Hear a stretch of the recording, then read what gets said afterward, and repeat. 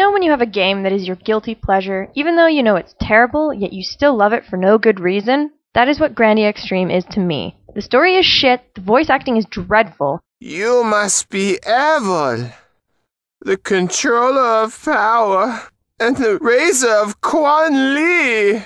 The graphics aren't the greatest. I think you get what I mean. Grandia Xtreme was released in 2002 for both Japan and North America, and was developed by Game Arts, well known for being the developers behind the Lunar series and, of course, the Grandia series.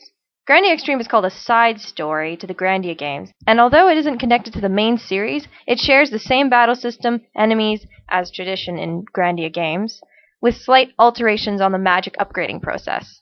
In this world of Grandia, there are 3 races: humans, Arcadians, an elf-like race, and Hasmans, a beast-human race. Now, things weren't all that great between them, but they put up with one another. But then a natural disaster called the elemental disorder happens and threatens their unstable peace. The humans, being the dicks that they are, go ahead and research the strange phenomenon and does not ask for anyone else's help. This is where you meet Evan, the main character, who is dragged into this mess by his childhood rival, Colonel Kreutz, who is voiced by Mark Hamill. And if you don't know who that is, unsubscribe from my channel because I hate you. Once in the army, Evan meets up with a colorful group of people from all races who have gathered to fight the elemental disorder and hopefully uncover its strange secret. So pair a horrible story told with horrible voice acting, excluding Mark Hamill, and you have an annoying game ahead of you. So the characters in the game are quite shitty and have little development. When their characters do grow, these changes can range from very minor to, "Are you fucking stupid? Why did you do that?" Such as making friends with the main evil villain in the game, which seems to happen a lot in Grandia games. Now we move on to the gameplay, which has both good and bad elements to it.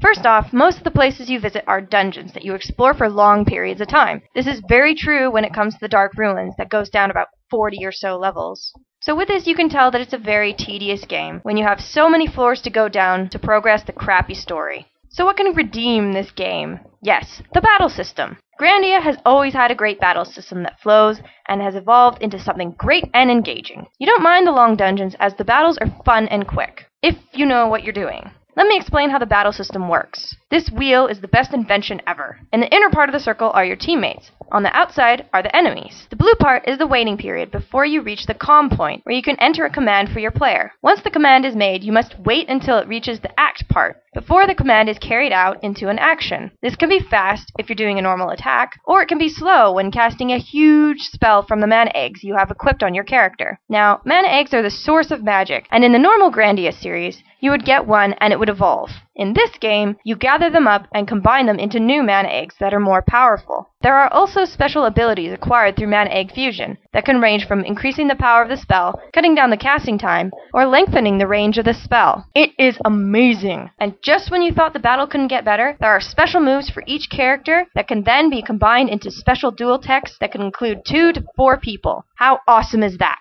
Another cool thing about this game is that you can revisit dungeons that you've done before and fight bosses again who are a bit tougher from the first time you saw them. If you've played Grandia games before, you should expect that the music will be amazing. Is it the same for this game?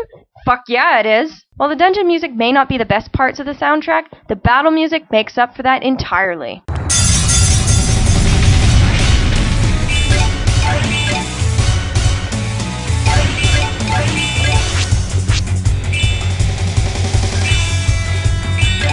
See why I like battles so much? It's active and the music is fantastic. So what can you gather from this game? The story and characters are about as interesting as watching a musical on mute. The dungeons are repetitive. The graphics are okay. The voice acting is horrendous. Sleep! Except Mark Hamill. But then you have an amazing battle system with awesome music. In the end, it's a bad game. But for some reason, I love it.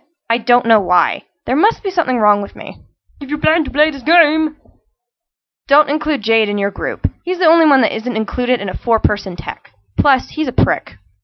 Enjoy! While the dungeon music may not be the best part of the sound...